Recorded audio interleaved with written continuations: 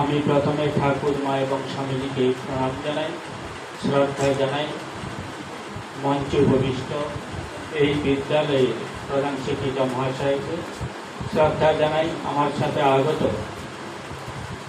আজকের বিশেষ অতিথি অধ্যাপক ডক্টর নারায়ণ চন্দ্র মাইতি মহাশয়কে শ্রদ্ধা জানাই।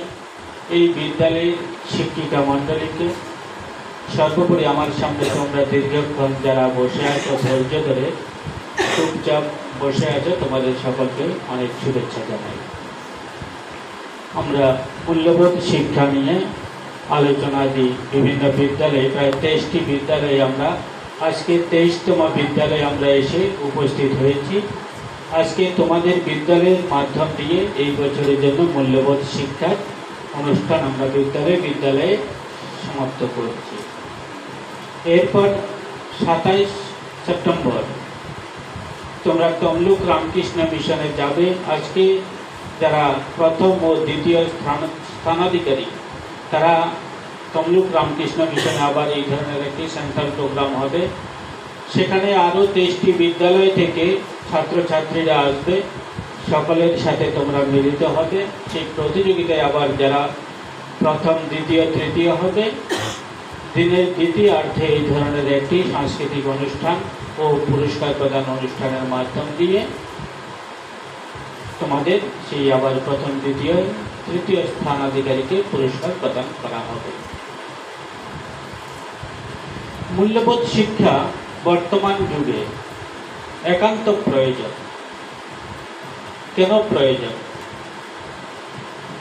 আমাদের দেশে একটা সময় সব প্রয়োজন ছিল ঠিক স্বাধীনতার পরে পরে শিক্ষা। তাই ভারতবর্ষে প্রতি কোণে কোণে তখন বিদ্যালয় গড়ে ওঠে। অন্ন বস্ত্র বাসস্থানের প্রয়োজন ছিল, আর এখন প্রয়োজন মানুষ, উপযুক্ত মানুষ। উপযুক্ত মানুষ যদি পাওয়া যায় তাহলে স্বামী বিবেকানন্দ বলছেন টাকায় কিছু হয় না, মানুষই সব কিছু করতে পারে। টাকা কিছু করতে পারে না। টাকা কি করবে? টাকা সাময়িক তোমাকে নাম যশ খ্যাতি দিতে পারে, কিন্তু টাকা তোমার মনে শান্তি এনে দিতে পারে না। তার জন্য আমাদের মনে শান্তি এনে দেওয়ার জন্য আমাদের প্রয়োজন মূল্যবোধ শিক্ষা। বর্তমান যে সমস্ত সমাজের মাধ্যম দিয়ে আমরা যাচ্ছি, তোমরা এখান থেকে বড় হয়ে শহরের বিভিন্ন নামি নামি কলেজে যাবে, ডাক্তার ইঞ্জিনিয়ার হওয়ার জন্য তোমরা বিভিন্ন জায়গায় যাবে। তোমাদের মা বাবাগণ চিন্তা করবে, চিন্তা করে সব সময় আমার মেয়ে সেখানে সুরক্ষিত তো, ভালো আছে ইত্যাদি চিন্তা তাদের দিবারাত্র করতে পারে। তার জন্য আমাদের কি প্রয়োজন? মা বাবা যেন সুন্দরভাবে ঘুমাতে পারে বাড়িতে, তার জন্য ব্যবস্থাটুকু আমাকেই করতে হবে। আমাকে এই জগৎ কেউ 1 ইঞ্চি জায়গা কেউ ছেড়ে দেবে না, আমার নিজেকেই সেই জায়গা কেড়ে নিতে হবে। কিভাবে? স্বামী বিবেকানন্দ বলছেন ব্যক্তিত্বের বিকাশের মাধ্যমে, পার্সোনালিটি ডেভেলপের মাধ্যমে। তোমার ব্যক্তিত্ব এমনভাবে তৈরি হবে যে ব্যক্তিত্বের জন্য তোমাকে দেখে সমাজের অন্য 10 জন ছাত্র বা ছাত্রী, প্রতিবেশী বা অন্যান্য সমাজের কয়েকটা শ্রেণীর মানুষ তোমাকে দেখে শ্রদ্ধার সঙ্গে তাকাবে, তোমাকে ভালোবাসবে, তোমাকে শ্রদ্ধার সঙ্গে দেখবে। এই ধরনের ব্যক্তিত্ব আমাদের নিজেদের তৈরি করতে হবে। নেতাজি সুভাষচন্দ্র বসুর কথা বলছিলেন, তিনি স্বামী বিবেকানন্দের বই প্রথম পান।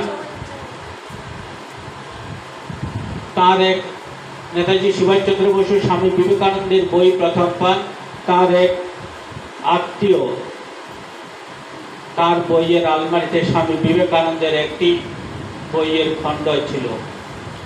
সেখানে বাণী রচনার একটি খণ্ড এনে তিনি যখন পড়া শুরু করেন, তখন তার বয়স প্রায় 13 বছরের মতো। যখন তিনি পড়া শুরু করেন, তিনি তারপর একের পর এক জীবনের যে সমস্ত জিজ্ঞাসা ছিল সব প্রশ্নের উত্তর তিনি পেয়ে যান। তারপরে আমরা দেখি তিনি যখন কলেজে পড়েন, ইউনিভার্সিটিতে পড়েন, বিদেশ যাত্রা করেন, তার বন্ধুরা লিখছেন তার জীবনীতে তিনি কোনোদিন, তার পার্সোনালিটি এমন ছিল তার বন্ধুরা পর্যন্ত তার সাথে কোনোদিন ফষ্টি নষ্টি করতে সাহস পেত না। তার বন্ধুরা পর্যন্ত তাকে শ্রদ্ধার সঙ্গে দেখত। এই ধরনের ব্যক্তিত্ব, এই ধরনের পার্সোনালিটি আমাদের প্রয়োজন বর্তমান যুগে। এমন পার্সোনালিটি থাকবে যার জন্য সমাজের অন্য 10 জন ছেলে বা মেয়ে তোমাকে সম্মান করবে, রেসপেক্ট করবে। এই ব্যক্তিত্ব বিকাশের কয়েকটি পদ্ধতির কথা স্বামী বিবেকানন্দ বলেছেন।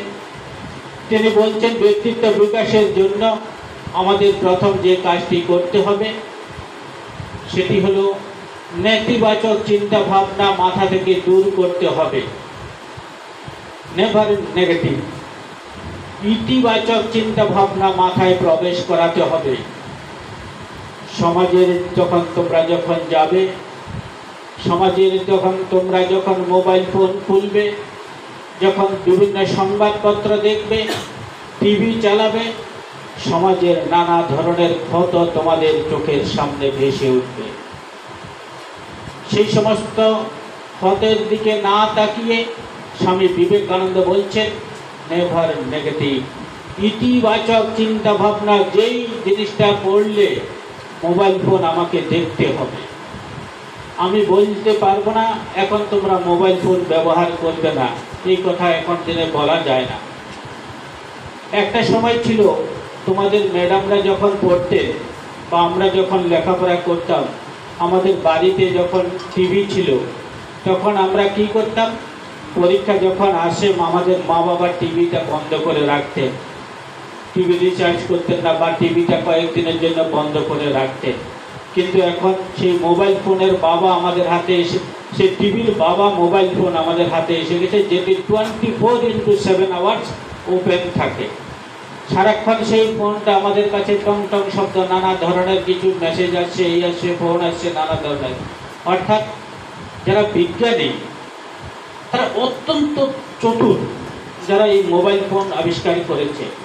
এটা আমার কথা নয়, বিশিষ্ট বক্তা স্বামী সর্বপ্রিয়ানন্দজি মহারাজের একটি বক্তৃতাতে শুনছিলাম, যার সাথে এখন আমি একটা তরুণ গোস্বামী, তোমরা নাম জানবে না, তরুণ গোস্বামী একটি বক্তৃতাতে বলছিলেন সর্বপ্রিয়ানন্দজি মহারাজের সাথে নাকি সকালে মর্নিং ওয়াক করার জন্য অ্যাপয়েন্টমেন্ট নিতে হয় আগে। তারপর সেই মর্নিং ওয়াক করতে করতে বেদান্তের নানা দিক নিয়ে আমেরিকার বিভিন্ন রাস্তায় তখন হাঁটে, তখন বিভিন্ন দিক নিয়ে আলোচনা হয়। যাই হোক, আমি ওই পেশায় তার একটি বক্তৃতাতে আমি শুনছিলাম, বলছি এই যে যারা মোবাইল ফোন তৈরি করেছে তারা অত্যন্ত বুদ্ধিমান। দেখবে যখন মোবাইল ফোনটি, যখন ফোন আসে এক ধরনের শব্দ করবে, যখন SMS আসে এক ধরনের শব্দ হবে, যখন হোয়াটসঅ্যাপে মেসেজ আসবে আরেক ধরনের শব্দ হবে, ইত্যাদি নানা ধরনের শব্দ সারাক্ষণ। আবার মেসেঞ্জারে যখন আসবে তখন অন্য ধরনের। এই যে নানা ধরনের শব্দ দিয়ে তোমাকে বারবার বলছে আসো আমার কাছে, আসো আমার কাছে আসো, তোমাকে ডাকছে বারবার। এই যে তাদের বিজনেস কিভাবে এই মোবাইল ফোনকে জনপ্রিয় করে তুলবে, সেটা বিজ্ঞানীদের একটা শ্রেণীর মানুষের কাজ। কিন্তু আমরা সেই বিজ্ঞানীদের থেকে আরো বেশি বুদ্ধিমান। আমাদের কি করতে হবে, আমরা আমাদের সেই বুদ্ধিটাকে আমাদের মনে রাখতে হবে, আমাদের ব্যক্তিত্ব এমন জায়গায় আমাদের নিয়ে যেতে হবে, মোবাইল ফোন ডাকলে আমি যাব না।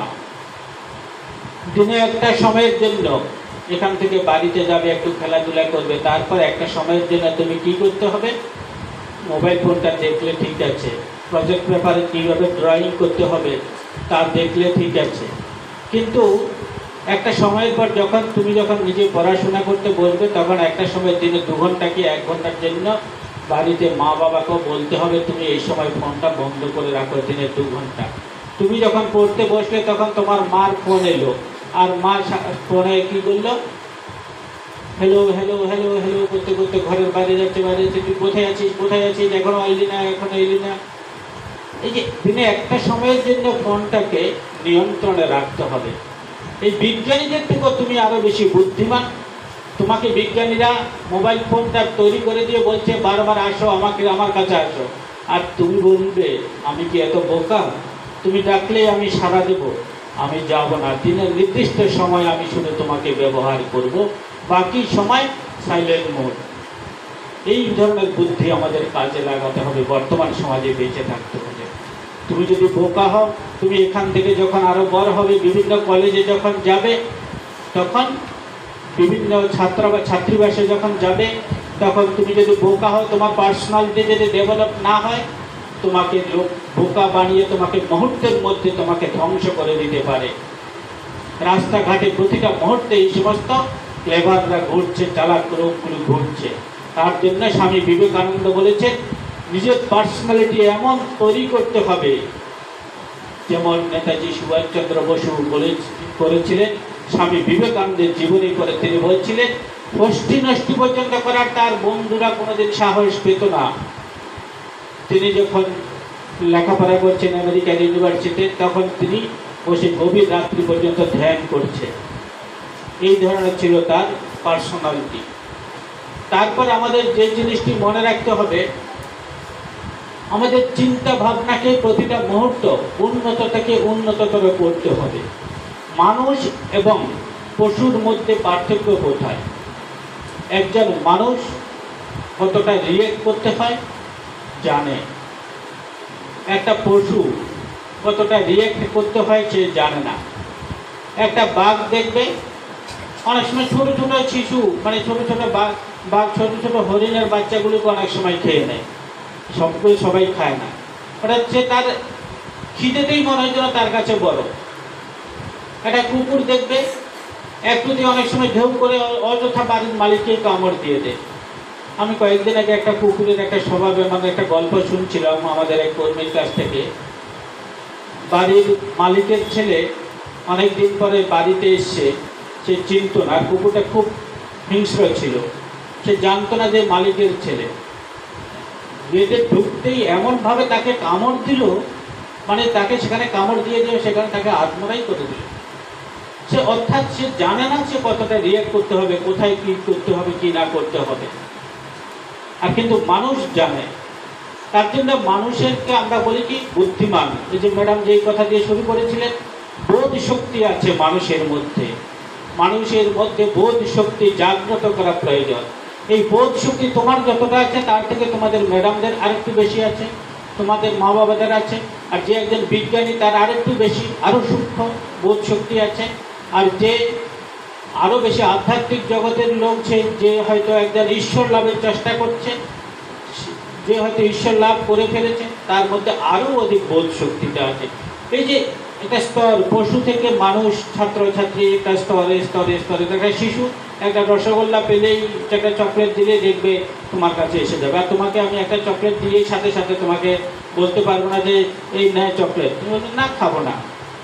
অনেক সময় তোমরা বলে দিবে বা একজন বলে দিবে, কিন্তু একজন শিশু চট করে বলে দিবে। এই যে বোধ শক্তি, নিজের বোধ শক্তিকে আরো কি করতে হবে? সূক্ষ্ম থেকে সূক্ষ্মতর, সূক্ষ্ম থেকে সূক্ষ্মতর করে নিয়ে যেতে হবে। তারপরে কি করতে হবে? তারপর আমাদের ব্যক্তিত্ব বিকাশের জন্য যে জিনিসটি সব থেকে প্রয়োজন, প্রবল ইচ্ছা শক্তি। প্রবল ইচ্ছা শক্তিটা কেমন হবে জানো? দীঘা গিয়েছ? দীঘা কে কে গেছ? হাত তুলে তো। সবাই গিয়েছে, বা হাত নামিয়ে নাও। এই দীঘাতে গেলে দেখবে সমুদ্রের ঢেউ যখন আসে বালি একদম সমান হয়ে যায়, তাই না? আবার তোমরা যখন তার উপর দিয়ে একটু হেঁটে যাও তখন একটা পায়ের ছাপ পড়ে।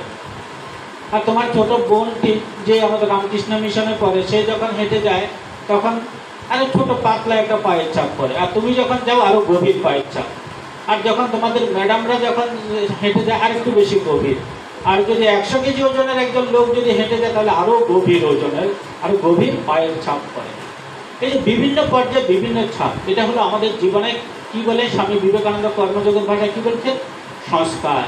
আমাদের প্রত্যেকের মধ্যে এমন ধরনের পায়ের ছাপ বা সংস্কার, পূর্ব জন্মের সংস্কার আমাদের মধ্যে রয়েছে।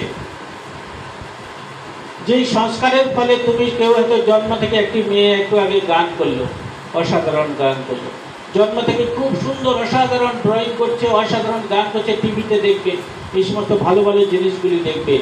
কোথাও একটা ছোটো বাচ্চা দেখবে যে কী সুন্দর গান করে দিচ্ছে, কি সুন্দর ইংরেজিতে কথা বলে দিচ্ছে, কি অসাধারণ সব গুণগুলি আমরা দেখতে পাই। কেউ ছোটো থেকে ভালো তবলা বাজায়। এই যে মনের মধ্যে যে এই যে এগুলি সংস্কার, এই সংস্কারটা আমাদের মধ্যে যেমন ভালো সংস্কার আছে, তেমনি আমাদের প্রত্যেকের মধ্যে কতগুলি খারাপ সংস্কারও আমরা নিয়ে জন্মগ্রহণ করি।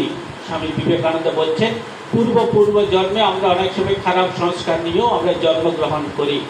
নতুবা একজন ছাত্র ক্লাসে ফার্স্ট, আরেকজন 35 পেতে কষ্ট হয়, কেন? তার মধ্যে এটা একটা পূর্ব জন্মের একটা সংস্কারও তার মধ্যে একটা কাজ করে।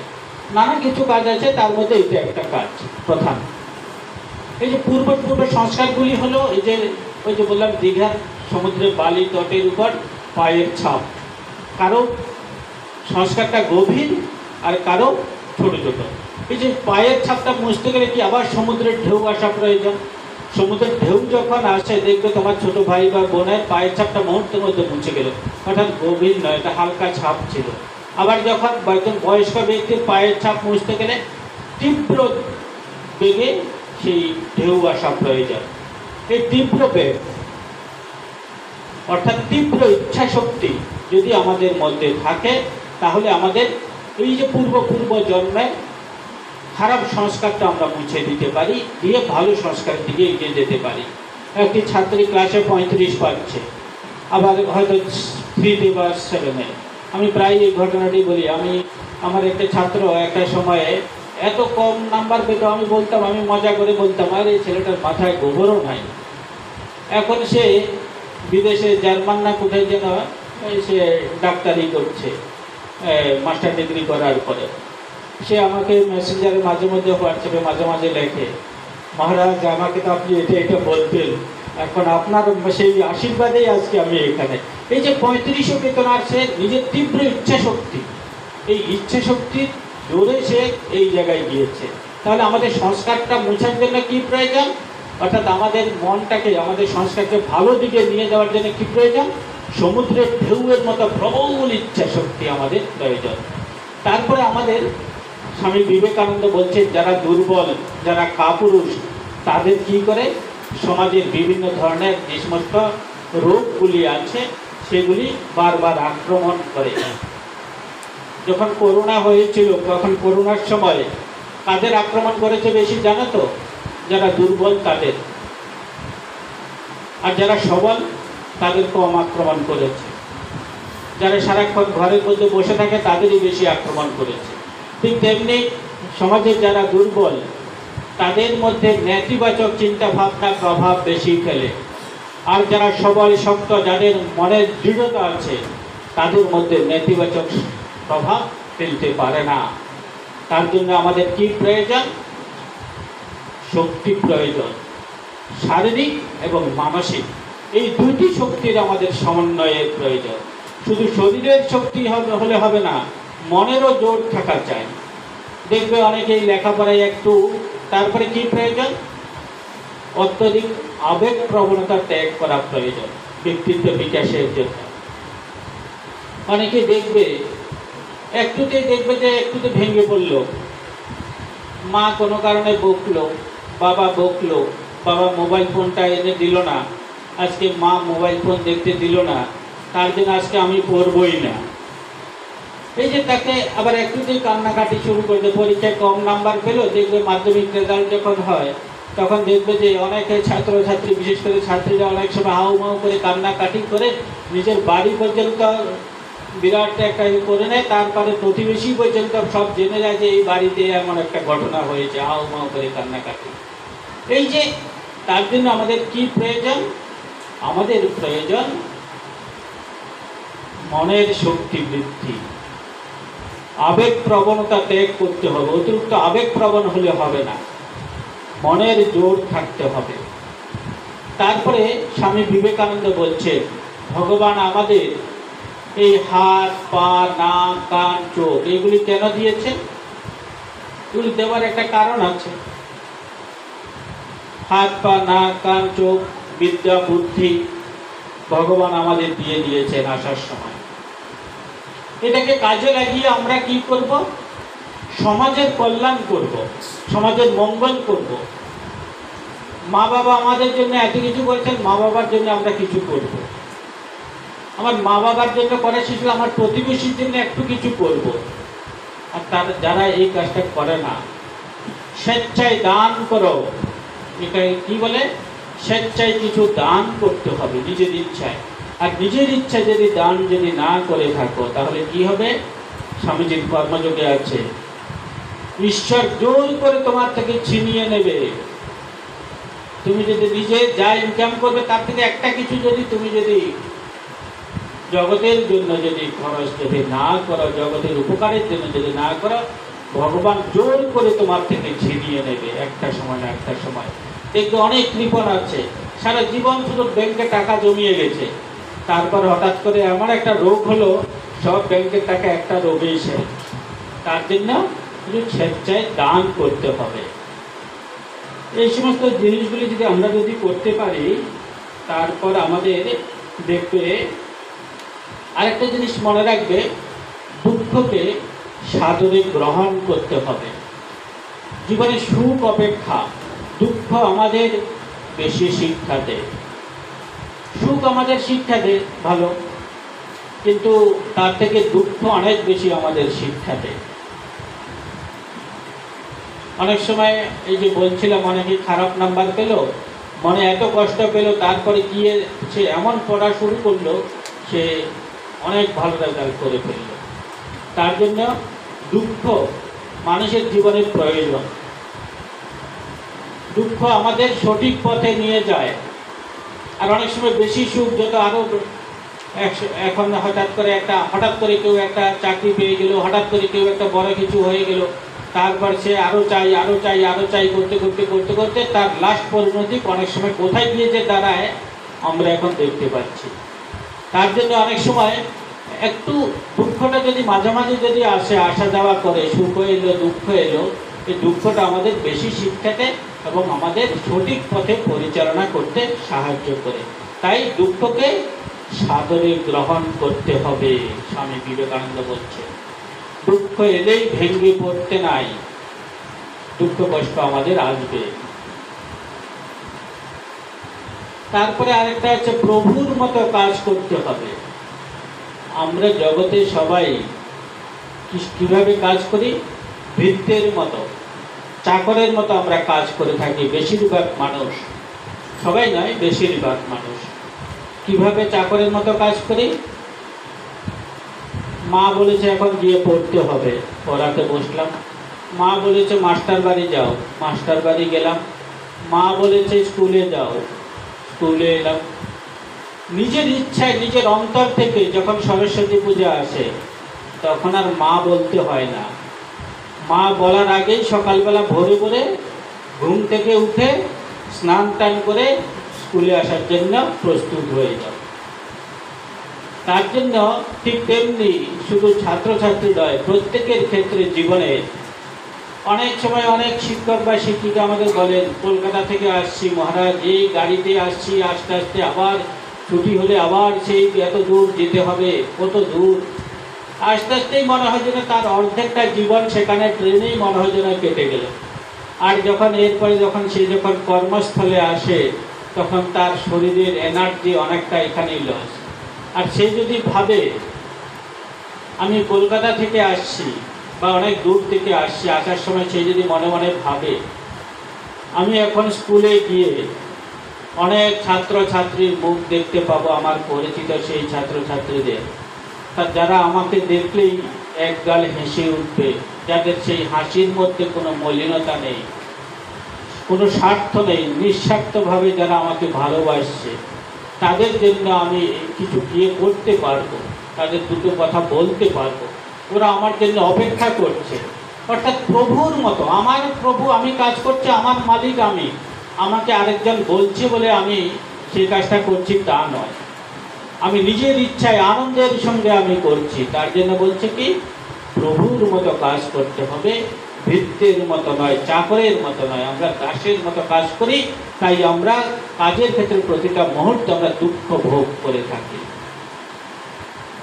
যাই হোক, আমি আমার বক্তব্য দীর্ঘায়িত করছি না। তোমরা এই কয়েকটা কথা যদি মনে রাখতে পারো, কিভাবে কাজ করতে হবে, কিভাবে জীবনে চলতে হবে, কিভাবে নিজের ব্যক্তিত্বকে আরো ভালোভাবে বিকাশ ঘটাতে হবে, তাহলে দেখবে তোমরা আরো যখন সামনে, যখন ভবিষ্যতে, যখন বিভিন্ন কলেজ ইউনিভার্সিটিতে যাবে, অনেক সমস্যার সমাধান তোমরা নিজেরাই করতে পারবে। আমি যেই কথা দিয়ে শুরু করেছিলাম, সমাজে 1 ইঞ্চি জায়গা তোমাকে কেউ ছেড়ে দেবে না। তুমি নিজেকে, নিজের পার্সোনালিটি দিয়ে নিজেকে দখল করে নিতে হবে জোর করে।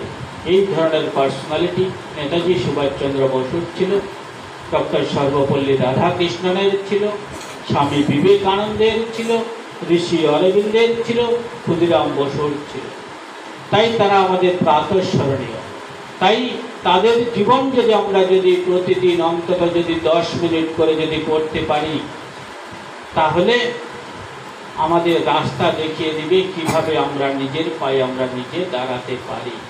তোমাদের মতো বয়সে তারা কি করেছিলেন, এই জিনিসটুকু আমরা যদি তাদের জীবনী থেকে একটু পড়ি, তাহলে আমরা বুঝতে পারবো কিভাবে আমাদের সামনের রাস্তা আমরা নিজেরা প্রশস্ত করতে পারি। যাই হোক, আমার আলোচনা এখানে শেষ করছি। তোমাদের সকলকে অনেক অনেক ধন্যবাদ।